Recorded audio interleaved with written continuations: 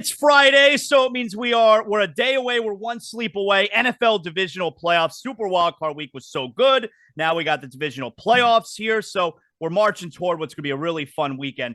Joining us here, our pal Jonathan Coachman, CBS Sports Early Edge. You see it. You see him on Twitter. He's giving out the picks. Okay, he's all over the place, and we got to make sure we find a way to win the money this weekend. Coach, great to talk to. I love that we could see each other now. We've been doing this for years now via phone. It's funny. I say this to all my guests who are appearing on ZASLOW Show 2.0 for the first time in this incarnation, where my listeners say, ZASLOW, the people you're getting on the show, it's just the interviews, the conversations are so much better. I'm like, yeah, this is what happens when you could see someone and have an actual conversation, Coach. Two things. First of all, your radio station was idiots for letting you go. Number two, the fact that you're on such a big station and they never streamed video for those interviews, it was a wrong thing to do. This is amazing. There was no way I was going to say no to you. We've been talking for years, and you needed to come to the biggest voice. I don't care what anybody says in sports betting, on TV, digital streaming today. You've come to the right guy. Let's get it. Yeah, so let's do it here, man. Well, first of all, how did Super Wild Card Weekend treat you? Did that go okay for you? Oh, man, we've been doing very, very well. We now have what we call a crew at the Early Edge. It's about 15 to 20 handicappers, and it's really weird because for my entire career, and I've been very blessed to be on national TV since I was 23 years old, but I'm working with a bunch of people now that have never been on national TV, so we're training them as we go. And last weekend was phenomenal. 5 of the 6 games, the over came in. A lot of underdogs were barking, and it was a great live betting weekend, and we talk about it on our show all the time. Live betting, if you watch the shows or watch the games, you see how the flow is going. I can't remember which game it was, but I hit the over 3 different times because in the playoffs, they don't move the lines up live as fast. So if you see a touchdown, they may not move that live line more than 2 or 3 points, whereas in the regular season, you might see it move 5 or 6 points. So if you're really watching the game and paying attention, you can do some really good work, and we cashed a lot of tickets last weekend. Do you like the live in-game betting? Did it take you a long time to get used to it? It did. And Early Edge, we started in December of 2020. So we're in our 3rd year now and growing so fast. But before I started the show, I thought I knew how to sports bet. And then I look back at my bank account from when I was in my 20s. I realized I had no clue. So I had to learn how to money manage and realize that live betting, even though it's a little bit scary, that's a great way to make money because the hardest thing to do is predict an outcome before the game starts. So once you watch the game, see how the flow's going, see how a quarterback is playing, see how a wide receiver is running routes, you can really get a feel for how the game is going. But do not live bet if you are not watching the game because you have to do it at commercials. You have to do it in real time. And how can you know, Zaz, what the game is doing if you're not watching it? Don't just look at ESPN.com or CBSSports.com and look at the score. If you're going to live bet, do your homework, watch shows like ours, because I've got 2 of the best live bettors in America on my crew. So I've learned so much. When do you think how long do you think it's going to be till we get to a place where, and I believe they have this in the soccer stadiums overseas, where we have the sports books and the live betting at the stadiums? How far are we down the road from having that? We're already there. They already have it in Washington, D.C. at the Capitals Arena, and where the Wizards play, there is a Caesar Sportsbook in the arena. They have shows that they do from there. You can walk in, place a bet, go watch the game, cash your ticket on the way out. Where the Waste Management is going to be in 3 weeks, Super Bowl week, I'll be there. You can there is a sports book on site. You can walk in, bet on John Rahm. If he wins that day, cash your ticket and walk out. So that is going to be the future. That's where the competition is coming in now, Zaz, is that you've got all these Caesars, BetMGM, PointsBet. You got all the sports books. And what's the number one thing they're looking to do? Sign people up and bet with them. It's a very simple process, but it's a very competitive process. I say a lot of them are doing it wrong. Do you think sports bettors, Zaz, do you think they really care if Jamie Foxx is really betting? Right. Do you think they think that Peyton Manning is going to help them handicap a football game any better? No. They decided to invest in celebrities instead of content that's actually playing to these sports better. And so be very careful, because a lot of those times you'll see boosts on DraftKings or in Caesars. those are designed to get you to sign up, but not designed to hit and for you to win. So be very careful. We're very honest. Even Caesars is our partner at CBS. They get mad at me all the time. But I say I'm not going to be dishonest to my fan base just so you can get one over on them. We're still, I mean, things are coming along, but we're still living in archaic times in a sense because, I mean, what was it? Just 2 weeks ago, you know, my guy, Bernie Kosar, you saw what happened to him in Cleveland. You know, for folks who don't know, Bernie, who's a legend down here in Miami, but also had been doing Browns post-game shows, and he got kicked off the Browns radio network because he legally admitted that he had placed a bet on a Browns game. And again, totally legal. And the Browns had to let him go. It's crazy that happened. Now, he should have been a little smarter than that, because when you look at your paycheck, and the Cleveland Browns paid his paycheck, that's usually how it happens. If he would have been working for the radio station or for the TV station, that's a completely different animal. But when you work for the team, it's just something you cannot do. And the reason for that is Bernie Kosar is allowed inside the Browns facility whenever he wants. So he's going to see things, Zaz, that other people just don't see. So it's like an insider trading type of scenario. 100%. So if you see somebody getting, let's say, a big-time wide receiver, hurts his knee, and you see questionable on the injury report, okay? Mm-hmm. And then Bernie Kosar or anybody is in the training room just shooting the bull, and he sees that same wide receiver in there for an hour with ice on his knee or getting treatment on his knee. It's like, hey, no, on his knee. Hey, no way I'm playing this weekend. Right? So, and then you see a prop number come out, and you go, oh, Jamar Chase, 71.5. I'm going to bet under because there's a good chance he won't even finish the game. As long as the player starts the game and plays at least a half a quarter or a full quarter, then that's an active bet.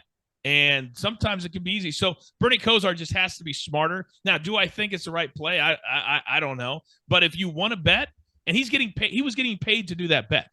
And, you know, what was the number? 16,000. Right. It's a new sponsor or something. Right, yes. But it wasn't really $16,000. People got to be very careful. They placed a $16,000 bet for him. It wasn't his own money.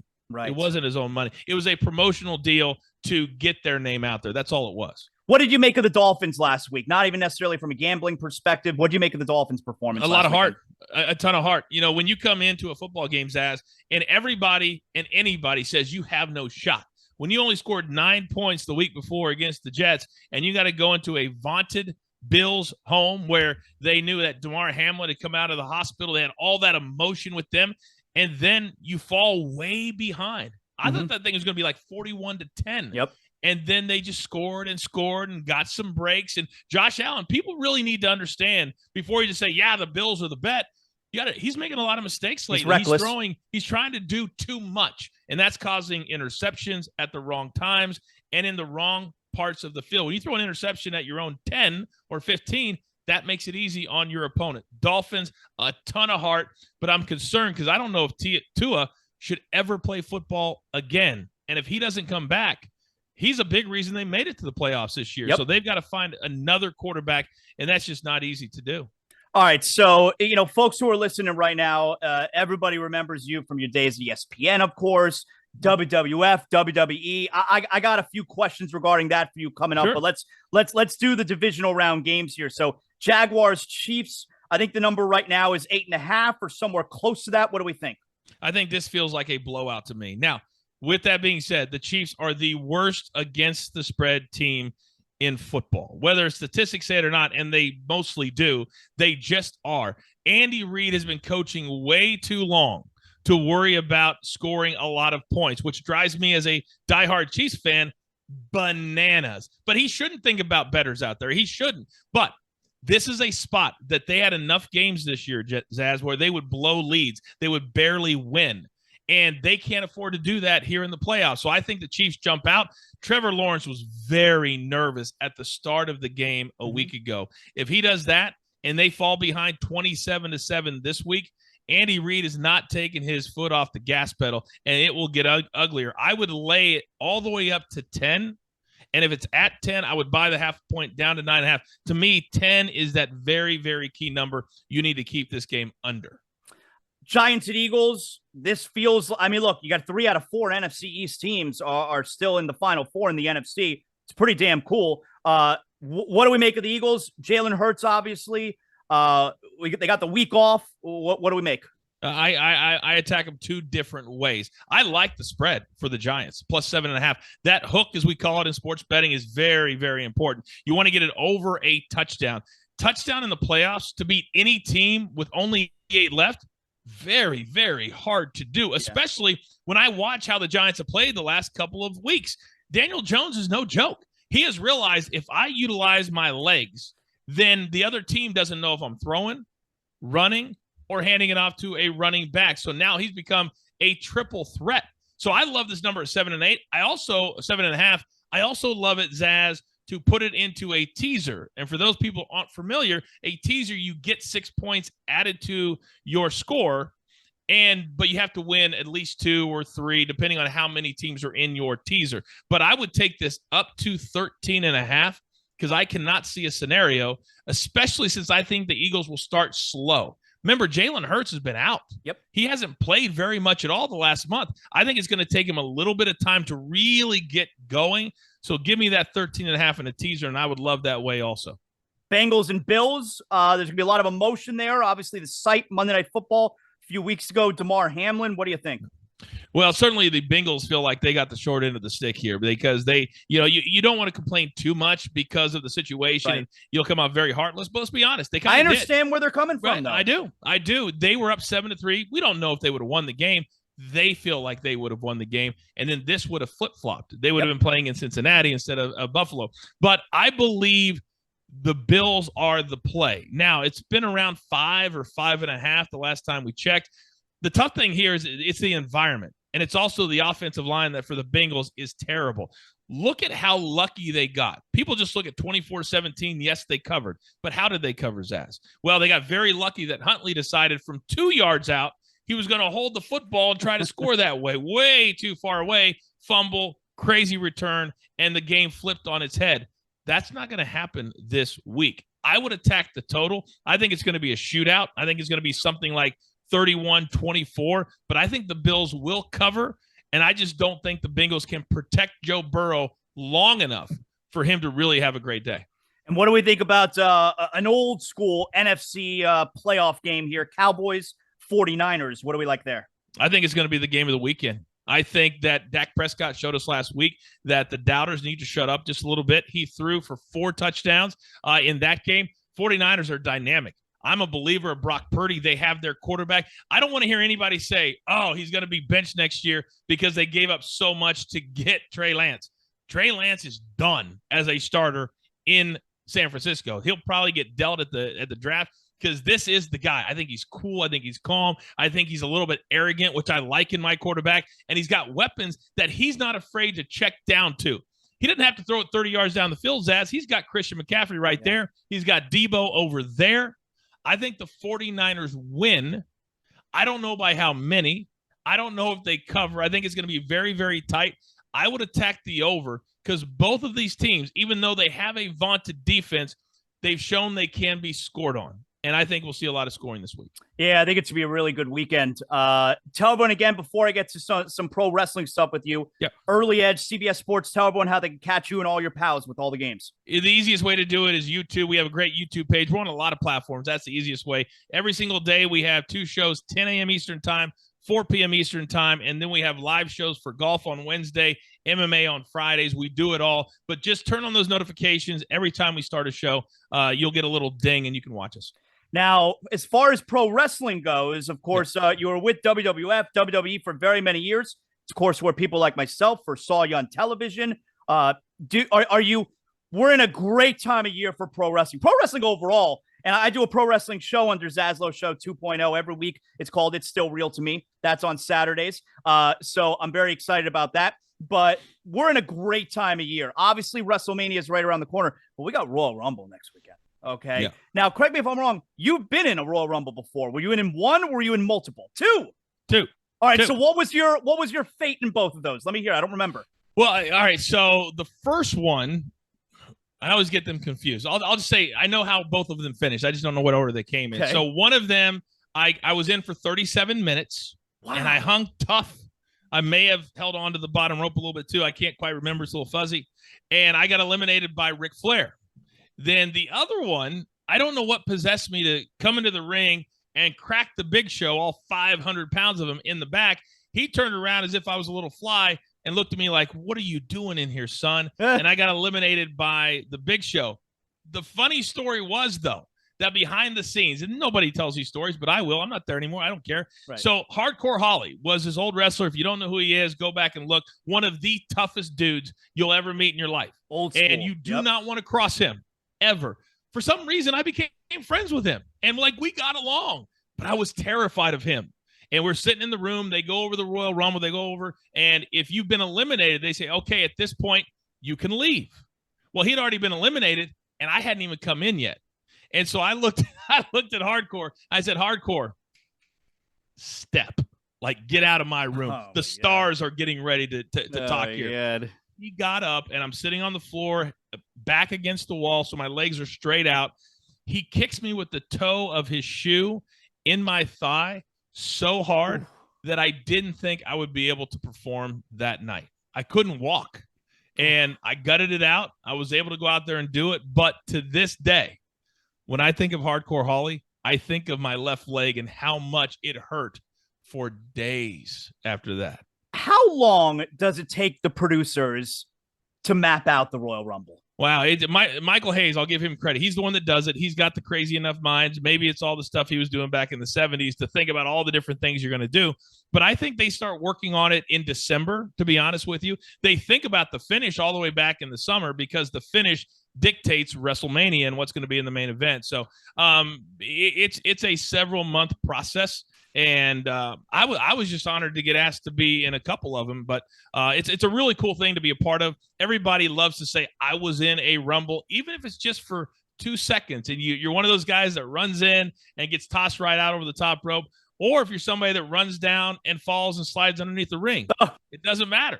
You could be a legend one way or the other. Are you guys lined up in the backstage area in your order that you're going to enter the Rumble? Is that what it is? That's exactly what happens. You line up, and I've heard of people missing their spot. So you're backstage, and they'll say, okay, at 7:52, the first two go in, then at 7:53. So it's mapped out. If you're not up there at least 5 to 10 minutes ahead of when you're going out, I used to go up there for the whole damn thing. I didn't want anybody to look at me and say, who does Coach think he is? He's not even a full-time wrestler, and he's not up here. So I would go up there for the whole damn hour. Now, I don't know how much you're in touch with him or what you know, and certainly if you know something, I don't want you to spoil it for me. But there's a lot. I don't like reading the stuff. I don't want spoilers. It's a TV show. I want to watch it live. You know, a lot of hot rumors about your guy, The Rock. I mean, do you think we're gonna get Rock at WrestleMania? I think if there was ever a time to do The Rock against Roman Reigns, and full transparency, I don't watch it at all. I love the name of your wrestling show. It's still real to me because my biggest complaint was wrestling fans who would always complain to us, oh, I read this, or online it said this, and you guys were going to do this. And I'm like, who made you go and read the spoilers? Who? And I'll never forget, we were in Chicago one year, and there was this big surprise of Mick Foley and Linda McMahon. And it had leaked out there that those two were going to be there. And I remember Vince standing in front of our production meeting early in the morning. And he says, if I find out who leaked this information, you don't even need to bother showing up to work the next day. Just don't show up. I mean, he was seething. Why would I want to know what's going to happen on my favorite TV show? Because they all do. And that's the thing about wrestling fans. They don't enjoy anything. And that's why I don't miss it, Zaz. And I don't mean to insult an entire fan base, but 80% spoil it for the 20% like you that truly look at it as a TV show. Yeah. And are you going to surprise me? Am I going to be right about what I predict? That's the beauty of pro wrestling. But everybody wants it ruined for them and then complain about it after they ruin it for themselves. That's what I've never understood. One of my greatest moments, and I'm sure we've talked about it before, was 2005, 2006, San Diego.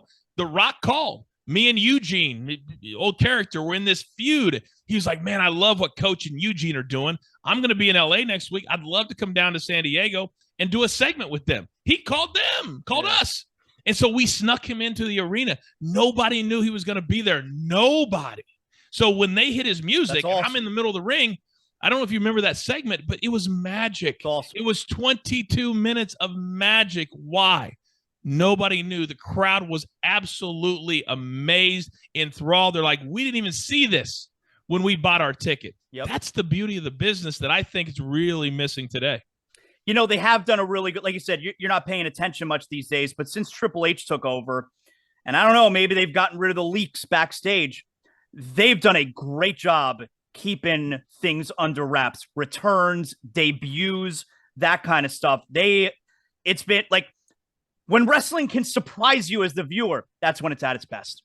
Well, what I think probably happened, again, I have no information on this, but what probably happened back in the day when I was there for my first 10 years, our production meetings had 40 people in them. It's too many people. Too many people. Yeah. And you're going over the entire show at 11 a.m. in the morning. So now you've got 9 hours for those papers to leak out, for people to see them, for somebody to text. You've got an unhappy wrestler that, I'm not in a storyline. We used to have guys that thought, oh, Vince isn't using me, so let me leak information to the dirt sheets. And then the dirt sheets will write positive stuff how I should be used. 100%. And I've never understood that. Did they really think it was going to help their careers? Because eventually people are going to find out. Yeah. They're going to find out who's talking, who's upset, who's bitching, who's complaining, and then you're going to be persona non grata, and you can go try to find a mega way on the indies. I've never understood that, but that's the way some guys went about it. My other thing is dirt sheet writers that come out with information.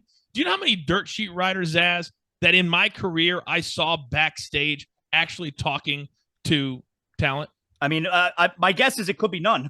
Zero. Yeah. Vince was so paranoid that, say, Entertainment Tonight, say Access Hollywood, if they wanted to do an interview with Stone Cold Steve Austin, The Rock, Triple H, anybody, do you know how they got those interviews done, Zaz? Gotta go to Vince.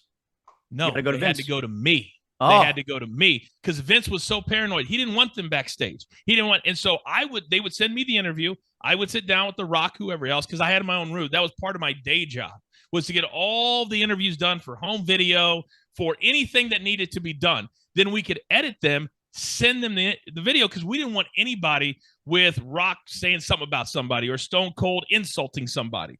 And so that's how tight we were. So when I see some of these headlines, and I'm not going to name any names, but you know the guys, basically one guy, and I say, he's the voice, he's the one that has all the information, but yet I've never seen him backstage at all. Yep. But yet people will still pay to get stuff from them. And I just don't understand. I don't understand why you'd pay to get dirt sheet stuff for somebody that's not backstage. That the guys don't talk to. I like knowing about injuries. I like knowing about contracts. Yeah. I don't want to know about storylines and returns and debuts. I want to be surprised. Me too. Yeah. That's probably my number one negative takeaway from my time in the WWE. I just don't understand people complaining and doing it to themselves. Lastly, Coach, is the greatest Royal Rumble ever 1992 Ric Flair?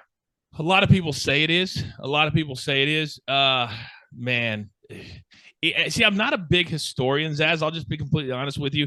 I just remember things that I liked and moves that I liked and guys. Like, to me, Kofi is the one I like to watch the most because he would always come in. And 2000, I was there, 17 and 18 for a cup of coffee after ESPN. And I remember everybody always waited to see what Kofi was going to do. Yeah. And Kofi's an all-time good dude. And so those are the type, for me, it's about moments and not about what's the best. But routinely, people will talk about 1992 and Ric Flair. And believe me, if you ask Rick now, and I love Rick to death, but I hope when I'm 75 years old that I'm just doing what I want to do, not what I have to do, because nobody's going to care about me at 75 years old. I know that. Coach, tell everyone again how they could check you out. Of course, you're obviously doing great work, and the success is obviously all deserved and earned. Thank you, man. I appreciate it. And every time you call me, you know I'm going to pick up. I got a lot of respect for you. My daily show at CBS Sports is Early Edge. SportsLine, if you're not a member, I encourage you, because unlike those places in Vegas that charge you $1,000, to be a member with us, it costs $10 a month. $10 a month. And you get it all. We believe in quantity, not getting you to spend $1,000 and then still have to go make your bets. So come be a part of it. Educate yourself. I say all the time, educate and entertain. That's what sports betting is all about. Knowledge is power. Also, this year I'll be doing the PGA Tour and the PFL, all their betting stuff, which is also on ESPN. So we're very, very busy. But Zaz, I am blessed. We are blessed. I'm happier than I've ever been, and I'm going to be at CBS Sports until the end of my career. Awesome. Great job, Coach. Appreciate you always, man. Really good stuff. You too, brother. Be good.